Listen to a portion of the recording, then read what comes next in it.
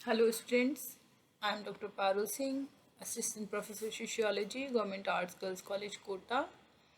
और हम आपका BA थर्ड ईयर का paper 2 social problems in India पढ़ रहे थे, समाजशास्त्र विषय का, जिसमें हमने जो टॉपिक लास्ट शुरू किया था, इसमें हमने विवाह विच्छेद एवं दहेज का जो विषय है वह हमने उसके ऊपर हम बात कर रहे थे, और दहेज के जो एस्पेक्ट्स हैं उनको हमने पढ़ लिया था, उनको हमने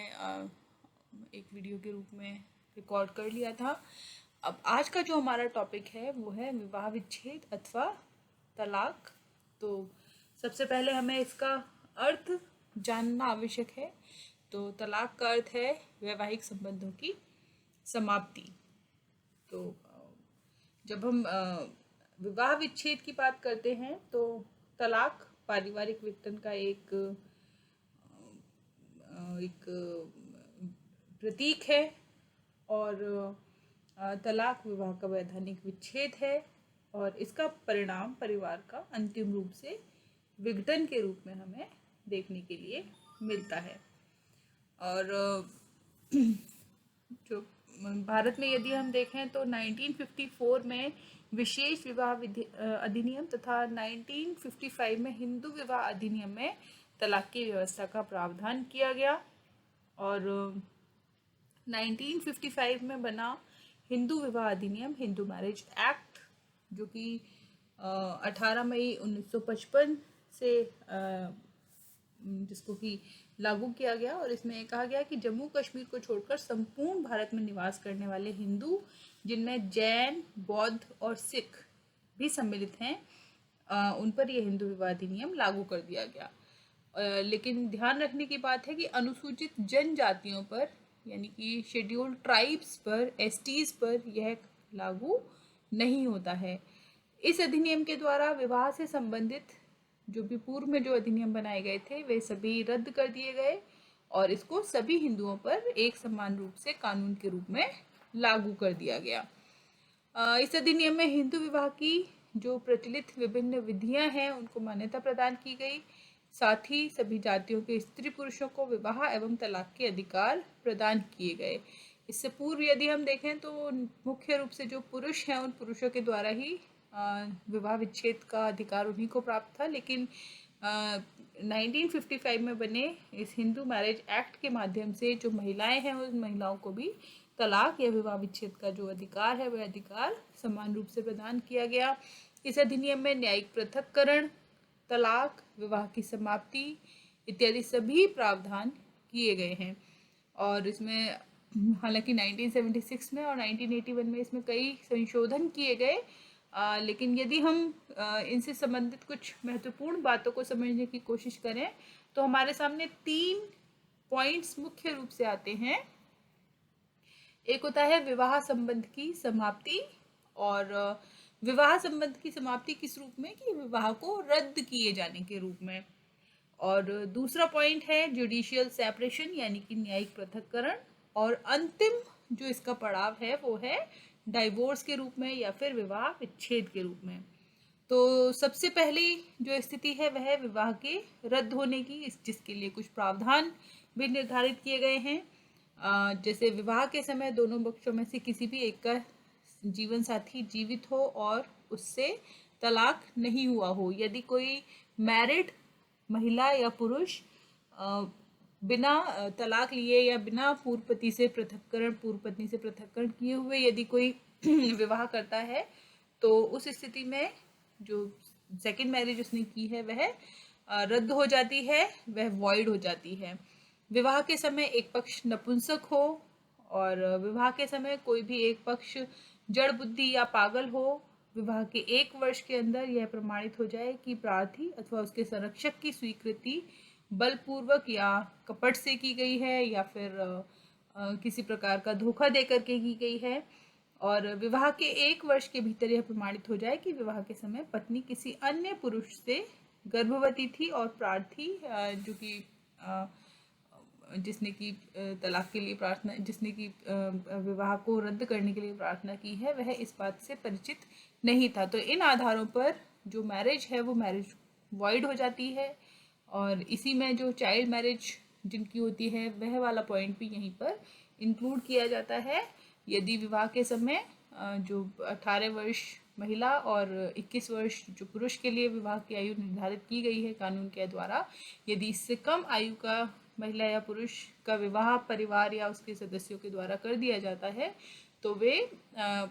इस कानून के आधार पर वह अपनी जो मैरिज है उसको वॉइड करने का या मैरिज को रद्द करने का जो एप्लीकेशन है वो एप्लीकेशन लगा सकते हैं और वह भी इसी पक्ष के अंतर्गत आएगा। इसके बाद में सेकंड आता है जुडिशियल सेपरेशन या एक पृथक्करण। तो 1955 में बने हिंदू मैरिज एक्ट की अधिनियम धारा के आधार पर कुछ आधार इस प्रकार के दिए गए हैं जहां पति पत्नी को अलग अलग रहने की आज्ञा दी जा सकती है और यदि वे पृथक रहकर अपनी जो समस्याएं हैं उन समस्याओं का समाधान कर लेते हैं तो उनके वैवाहिक संबंधों की पुनर्स्थापना की जा सकती है और अदरवाइज इसको आगे हम फिर डाइवोर्स के फॉर्म में हम इसको ले सकते हैं। तो न्यायिक पृथक्करण के कुछ आधार हैं जिसमें बिना कारण बताए प्रार्थी को दूसरे पक्ष ने प्रार्थना पत्र देने से 2 वर्ष पूर्व से छोड़ रखा हो, यानी कि 2 वर्ष के पश्चात जो जिस प्रार्थी जिसको छोड़ रखा है वह महिला या वह पुरुष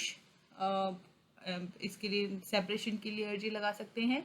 प्रार्थी के साथ दूसरे पक्ष द्वारा क्रूरता का व्यवहार किया जाता हो, मारपीट हिंसा का व्यवहार किया जाता हो, प्रार्थना पत्र देने के 1 वर्ष पूर्व से दूसरा पक्ष किसी असाध्य कुष्ठ रोग से या फिर ऐसी बीमारी से जो कि सही नहीं हो सकती है, इस प्रकार के रोग से पीड़ित हो, दूसरे पक्ष को कोई ऐसा संक्रामक यौन रोग हो जो प्रार्थी के संसर्ग से नहीं हुआ हो बल्कि कहीं और से हुआ हो, यदि दूसरा पक्ष प्रार्थना पत्र देने से 1 वर्ष पूर्व से पागल हो, दूसरे पक्ष ने विवाह के बाद अन्य व्यक्ति के साथ कोई सेक्सुअल रिलेशनशिप एस्टैब्लिश किया हो, और ये कुछ आधार हैं जिनके आधार पर जुडिशियल सेपरेशन के लिए एप्लीकेशन दी जा सकती है। यदि न्यायिक पृथक्करण की आज्ञा मिलने के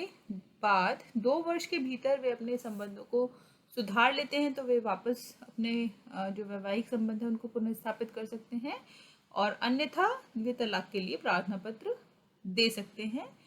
और इसके बाद में जो अगला जो स्टेप आता है वो आता है फिर विवाह विच्छेद अथवा तलाक, जिसका अर्थ है वैवाहिक संबंधों की संपूर्ण समाप्ति। इसके लिए भी कुछ आधार हैं डाइवोर्स के लिए। बिना न्यायिक पृथक्करण के आप सीधे भी आप डाइवोर्स के लिए कोई व्यक्ति जो प्रार्थना करना चाहता है वो कर सकता है, जिसके कुछ आधार हैं। दूसरा पक्ष व्यभिचारी हो, दूसरे पक्ष ने धन परिवर्तन कर लिया हो और हिंदू न रह गया हो, दूसरा पक्ष असाध्य रोग से या संक्रामक रोग से पीड़ित हो, सन्यासी हो गया हो, पिछले 7 वर्ष से इसके विषय में कोई जानकारी ना हो कि जो एक पार्टनर है वो जिंदा है या नहीं है, और दूसरे पक्ष ने न्यायिक पृथक्करण के 1 वर्ष या उससे अधिक अवधि के बाद तक पुनः सहवास सेक्सुअल रिलेशनशिप एस्टैब्लिश ना किया हो, दूसरे पक्ष ने दाम्पत्य अधिकारों की पुनः स्थापना हो जाने के 1 वर्ष बाद तक उस पर अमल न किया हो, और पति बलात्कार और पशुगमन या जो अनयूजुअल सेक्सुअल रिलेशनशिप होती है उस तरह का किसी आदत का आदी हो। तो ये कुछ आधार हैं जिनके आधार पर जो डाइवोर्स है उस डाइवोर्स के लिए एप्लीकेशन दी जा सकती है। इसी कड़ी में यदि हम देखें तो हमें जो तलाक है वो तलाक के जो प्रकार हैं वो हमें 2 रूपों में दिखाई देते हैं। पूर्ण तलाक में विवाह के पूर्ण दायित्व एवं अधिकार समाप्त हो जाते हैं और दोनों ही पक्ष समाज में अकेले व्यक्ति के रूप में रहते हैं और दोनों के जो संबंध है वो संबंध भी समाप्त हो जाते हैं। वहीं आंशिक तलाक का अर्थ है कि केवल पति पत्नी को वैधानिक पृथकता यानी कि जो जुडिशियल सेपरेशन की हमने बात की है उसकी मान्यता वे प्रदान मिल जाती है उनको। इसमें वे न साथ सोते हैं न खाना खाते हैं और यह स्थिति तब तक रहती है जब तक कि वे या तो साथ में पुनः रहना स्वीकार ना कर लें या फिर वे इसके बाद में जो पूर्ण तलाक है उस पूर्ण तलाक के लिए वे प्रार्थना न दे दें। तलाक के कारण के रूप में यदि हम देखने की कोशिश करें तो पर्यावरण संबंधी कारण कुछ दिखाई देते हैं, जिसमें अवैध संबंध, अपर्याप्त गृह जीवन, शारीरिक प्रहार, गरीबी, पति का रोजगार में जीवन, भूमि का संघर्ष, और ये सभी हमें वहाँ पर दिखाई देते हैं। पर्यावरण का मतलब जो एनवायरनमेंट नहीं, यहाँ पे हमारे जो आसपास की सराउंडिंग है इससे है। और इसके बाद में व्यक्ति संबंधी कुछ कारण हमें दिखाई देते हैं तलाक के, जिसमें कि चिड़चिड़ा स्वभाव, नपुंसकता, बांझपन, आयु का अंतर पति पत्नी के मध्य, या फिर जो उनका नेचर है कि जिस प्रकार का डोमिनेशन जमाने वाला या प्रभुत्व को जमाने वाला। तो इस प्रकार के ये जो कारण हैं ये तलाक के हमें कारण के रूप में महत्वपूर्ण रूप से दिखाई देते हैं। कुछ पत्नियां अपने पति के दुर्व्यवहार, क्रूरता और उपेक्षापूर्ण रवैये के कारण विच्छेद करना चाहती हैं, जबकि कुछ महिलाएं सहन करती रहती हैं और कुछ अपने जो ससुराल वाले हैं उनसे तंग आकर के, या फिर जो ससुराल वालों का व्यवहार या फिर उनकी अनुचित मांगों को पूरा न कर पाना, उसमें सक्षम ना होना, इस कारण से जो तलाक है, तलाक जैसी प्रक्रियाओं की ओर अग्रसर हो जाती हैं। वहीं पुरुष पत्नी के उनके प्रति वफादारी पर शक करने और बौद्धिक शैक्षिक अंतर होने के कारण, या फिर पत्नी के कठोर नियम, रूढ़िवादी परिवार से संबंध होने के कारण, इस प्रकार के जो कारण हैं वह पतियों को विवाह विच्छेद के लिए प्रेरित कर देते हैं। दहेज के कारणों का यदि सैद्धांतिक दृष्टिकोण हम देखने की कोशिश करें तो हमें इसके प्रकार्यवादी और मार्क्सवादी दो प्रकार के दृष्टिकोण दिखाई देते हैं। प्रकार्य किसी भी घटना के व्यवलोकित परिणाम जो कि समाज में व्यवस्था एवं जो सामंजस्य है उसको बनाए रखने में योगदान करते हैं, और प्रकार्यवादी दृष्टिकोण विवाह विच्छेद को आदर्शों व मूल्यों में होने वाले परिवर्तन, विशेष रूप से परिवार और विवाह में होने वाले परिवर्तनों के प्रतिबिंब के रूप में देखते हैं कि जिस प्रकार के चेंजेस हमें आजकल फैमिली और मैरिज में आ रहे हैं उसके परिणाम के रूप में जो डाइवोर्स है वो डाइवोर्स उसका एक परिणाम है। लोग विवाह से अधिक उम्मीदें करते हैं और इसी का कारण है कि जो विवाह है वो समाप्ति की स्थिति में आ जाता है जब वो उम्मीदें पूरी नहीं हो पाती। और प्रकार्यवादी इस तथ्य पर भी जोर देते हैं कि परिवार की आर्थिक व्यवस्था की अपेक्षाओं के साथ अनुकूलन न करने के कारण वैवाहिक संबंध जो है वो वैवाहिक संबंधों पर एक बोझ पड़ता है। संयुक्त परिवार में मानसिक तनाव कभी कभी निश्चित होता ही है, क्योंकि परिवार के आकार, आर्थिक बोझ, युवा सदस्यों की आकांक्षाएं, बुजुर्गों द्वारा खड़ी गई रूढ़िवादी मान्यताएं और उनके रोक लगाने वाले मूल्य एवं आदर्श इत्यादि जो संबंध हैं, जो वैवाहिक संबंध हैं, उन वैवाहिक संबंधों को प्रभावित करते हैं। तो प्रकार्यवादी विवाह और तलाक में आने वाले परिवर्तनों की बात करते हैं, और चूंकि जो प्राचीन काल के लोग थे उन पर हिंदू दर्शन का बहुत बड़ा प्रभाव था, विवाह को धर्म के साथ जोड़ा जाता था, तो विवाह विच्छेद की संभावनाएं वहाँ बहुत कम होती थी। लेकिन आजकल चूंकि धर्मनिरपेक्ष विश्वास हमें दिखाई देते हैं, आधुनिकता के दौर में जो भौतिकवादी संस्कृति है उसके कारण अनेक परिवर्तन समाज में हमें देखने के लिए मिल रहे हैं, तो विवाह विच्छेद के प्रति जो मूल्य और दृष्टिकोण है उनमें भी परिवर्तन होता हुआ हमें दिखाई देता है। और यदि मार्क्सवादी दृष्टिकोण को देखने की कोशिश करें तो वैवाहिक आकांक्षाएं तभी पूरी हो सकती हैं जब पति पत्नी दोनों कमाने वाले हों, किंतु वेतन कमाने वाली श्रमिक महिलाओं की आशाओं और उन आदर्शात्मक आकांक्षाओं में जो वैवाहिक जीवन से जुड़ी रहती हैं अंतर विरोध के कारण संघर्ष उत्पन्न होता है।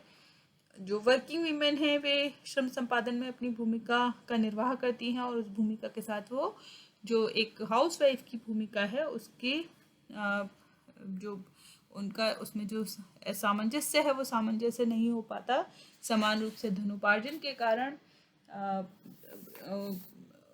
वे डबल जो वर्क है उसको वो फील करती हैं, और इस कारण जो महिलाएं और जो वर्किंग वीमेन है उनसे भी यह अपेक्षा की जाती है कि वे घर के पुरुष मुखिया के अधीन भूमिका का निर्वाह करें, और इस प्रकार की जो स्थितियां हैं या इस तरह का वातावरण तैयार कर देती हैं कि उनमें सामंजस्य स्थापित करना कठिन हो जाता है, और ये सब कारण विवाह विच्छेद में सहायक होते हैं और विवाह विच्छेद की जो पृष्ठभूमि है उस पृष्ठभूमि को तैयार कर देते हैं। तो विवाह विच्छेद के पश्चात जो भूमिका समायोजन है वो भूमिका समायोजन अर्थात जो नवीन परिस्थितियां आती हैं विवाह विच्छेद के पश्चात में उस भूमिका समायोजन की जो स्थिति है वो भूमिका समायोजन की स्थिति भी हमें देखने के लिए मिलती है। और तलाक की जो प्रक्रिया है वो तलाक की प्रक्रिया निश्चित रूप से एक वैयक्तिक विघटन की ओर व्यक्ति को लेकर के जाती है। और तलाक के पश्चात चूंकि महिला और पुरुष दोनों ही समाज का सामना करते हैं और समाज में उनको जो सामंजस्य है उस सामंजस्य में अनेक बार जो उनको उनकी जो भूमिका है, उनका जो व्यवहार है उसमें स्पष्टता और अस्पष्टता और परिवर्तन के कारण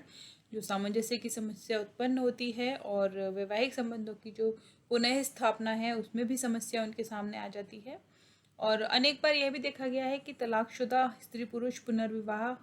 बहुत कम करेंगे या फिर उसके बारे में बहुत अधिक देर बाद में वे दोबारा से सोचते हैं। तलाक के बाद अधिकांश स्त्री पुरुष अपने माता या पिता के साथ ही रहते हैं और तलाक से यौन सामंजस्य की जो समस्या है वह भी उत्पन्न होती है। और तलाक प्राप्त स्त्री व्यक्तियों को प्राय समाज में उचित सम्मान नहीं मिल पाता। ऐसे लोगों को व्यक्तित्व में परिवर्तन से उपस्थित कठिनाइयों का सामना करना पड़ता है और काफ़ी तलाकशुदा स्त्रियां कोई काम नहीं कर पाती और आदतों की पूर्ति न होने पर निराशा, परेशानी एवं असंतोष की जो भावना है वह उत्पन्न होती है। तलाक से आर्थिक भूमिकाओं के निर्वाह, आर्थिक जीवन के संचालन में अत्यधिक कष्टों का सामना इत्यादि की समस्या का सामना करना पड़ता है। और वर्स्ट जो फॉर्म है इसका वो सामने तब आता है जब जो डाइवोर्स्ड जो लोग हैं उनके साथ में जो बच्चे होते हैं उन बच्चों की जो परेशानियां वे बहुत अधिक बढ़ जाती हैं। उनका जीवन भी इन दोनों के बीच में पिसता रहता है और ऐसे व्यक्तियों के सामने समूह तथा समाज के वातावरण की अनेक कठिनाइयां सामने आती हैं। और इस प्रकार से जो समाज के साथ जो समायोजन है उनका, उस समायोजन में उनको अनेक प्रकार की समस्याओं का सामना करना पड़ता है। तलाक की प्रक्रिया को यदि देखा जाए तो कानून द्वारा मान्यता प्राप्त होने के पश्चात तलाक की जो प्रक्रिया है उसमें निम्नलिखित विधानों का उल्लेख किया गया है कि तलाक के लिए आवेदन न्यायालय में ही किया जाएगा। तलाक के लिए प्रार्थना पत्र विवाह की तिथि के 3 वर्ष बाद ही दिया जा सकेगा।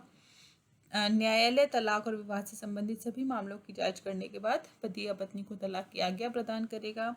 यदि एक बार किसी युगल को न्यायालय से विवाह विच्छेद या तलाक की अनुमति प्राप्त हो जाती है तो 1 वर्ष की अवधि के अंदर वह युगल पुनः विवाह के लिए अदालत में प्रार्थना कर सकता है। तलाक के बाद न्यायालय ये व्यवस्था कर सकता है कि प्रार्थी द्वारा दूसरे पक्ष को जीवन पर्यंत या जब तक वह दूसरा विवाह न कर ले तब तक के लिए जीवन यापन के लिए आवश्यक सहायता या खर्चा दे।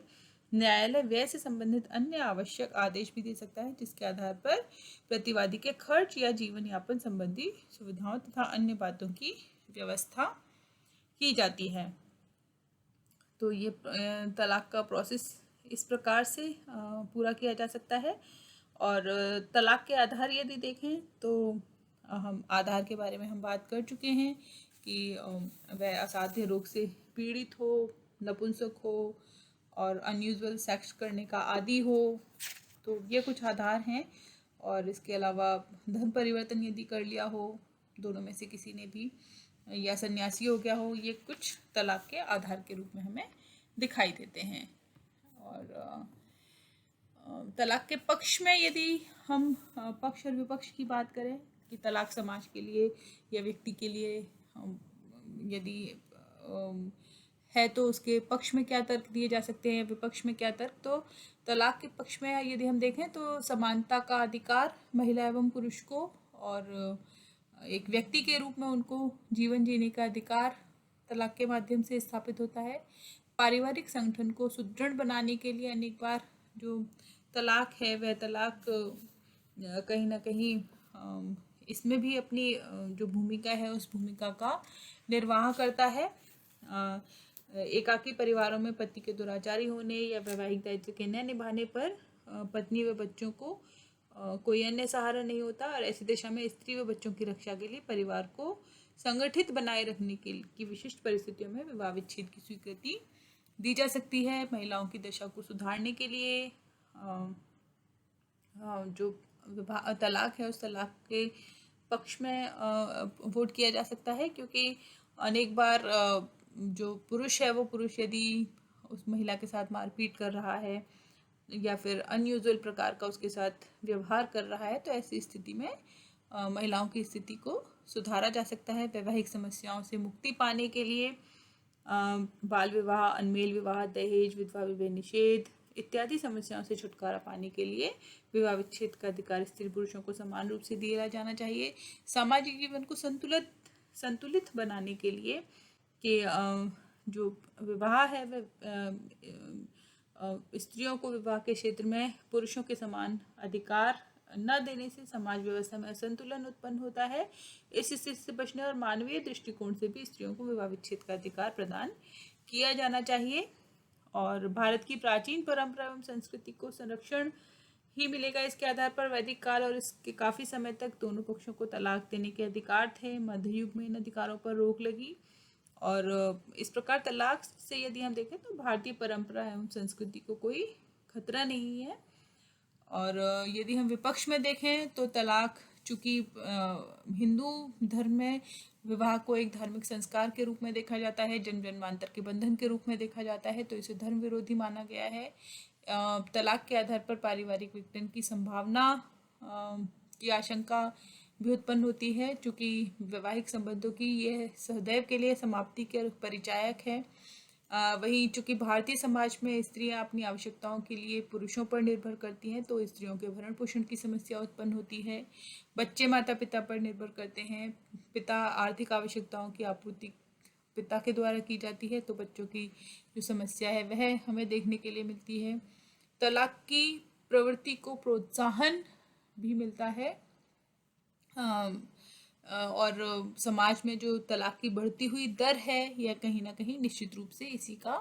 परिणाम है। तलाक के मनोवैज्ञानिक दुष्प्रभाव, जैसा कि हमने देखा कि जो भूमिका समायोजन की समस्या थी उसके रूप में हमने अभी बात की थी, तो वो मनोवैज्ञानिक दुष्प्रभाव के रूप में एक व्यक्ति का वैयक्तिक विघटन होता है और उसको समाज में अपने आप को पुनः स्थापित करने में अनेक बार समस्या का सामना करना पड़ता है। लेकिन इसके साथ ही विवाह विच्छेद के विषय में जो दृष्टिकोण है उस दृष्टिकोण को हमें बदलने की आवश्यकता है। और वैदिक युग में स्त्री और पुरुष दोनों को तलाक के अधिकार प्राप्त थे और उसके पश्चात स्त्रियों को इससे वंचित कर दिया गया और उनकी स्थिति, जो सामाजिक स्थिति थी, वह दिन प्रतिदिन गिरती चली गई। स्त्रियों पर अत्याचार बढ़ते चले गए और चाहे पति कितना ही बुरा हो, दुराचारी हो, व्यभिचारी हो, उसको परमेश्वर मानने के लिए और उसको महिला को बाध्य किया गया और इस प्रकार के जो वैवाहिक संबंध है उन वैवाहिक संबंधों की समाप्ति करने के लिए महिला को उसको, यदि वह इस प्रकार के कोई डिसीजन लेना चाहती थी तो उसके लिए महिला को जिम्मेदार मान करके और उसकी जो सामाजिक परिस्थिति थी उस सामाजिक परिस्थिति को भी बहुत अधिक गिरा दिया जाता था। तो 19वीं सदी में जब कई समाज सुधारकों का ध्यान इस समस्या की ओर गया तो उन्होंने स्त्रियों की सामाजिक स्थिति को ऊंचा उठाने के लिए अनेक प्रयास किए और उसी का परिणाम है कि 1955 में हिंदू विवाह अधिनियम में स्त्री और पुरुष दोनों को तलाक के समान अधिकार प्रदान किए गए। और समय के साथ साथ विचारों में परिवर्तन अब आ रहा है, देख रहे हैं हम लोग। तलाक के प्रति लोगों का जो दृष्टिकोण है वह परिवर्तित हो रहा है और इसके संबंध में अनेक अध्ययन हुए और उनसे यह ज्ञात भी होता है कि इस शिक्षा के प्रसार और स्त्रियों में आई जागरूकता तथा पुरुषों के द्वारा स्त्रियों पर किए गए अत्याचार के कारण तलाक के पक्ष में जो वातावरण है वह बन रहा है। और इस संदर्भ में ध्यान देने की बात यह है कि तलाक की स्वीकृति केवल उस समय ही दी जानी चाहिए जब यह नितांत आवश्यक हो तथा स्थिति असहनीय हो और इसे अंतिम उपचार के रूप में ही चुना जाना चाहिए, ना कि एक विकल्प के रूप में और ना ही इस रूप में कि यह बहुत ही सहज सुलभ तरीके से हमको उपलब्ध हो जाएगा। तो जो तलाक के प्रति जो दृष्टिकोण है उसको बदले जाने की आवश्यकता है। आज के लिए इतना ही। Thank you.